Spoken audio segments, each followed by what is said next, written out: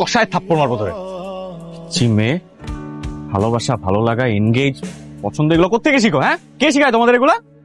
নাটক সিনেমা দেখো, রোমান্টিক নাটক দেখো না? শোনো, তোমার যে বয়স, এই বয়সে তোমার একমাত্র কাজ হচ্ছে পড়াশোনা করা।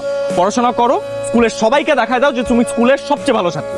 দেখাই দিব, কিন্তু আমার একটা শর্ত আছে। আমি যদি ঠিকঠাক মতন পড়াশোনা করে ভালো রেজাল্ট করতে পারি, তাহলে আপনি আমার সাথে প্রেম করুন। আচ্ছা, পড়াশোনা করো, তারপর পরটা পরে দেখা যাবে।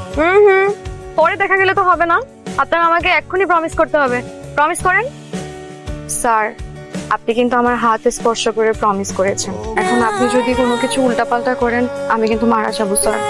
আরে তুমি মারা যাবা কেন?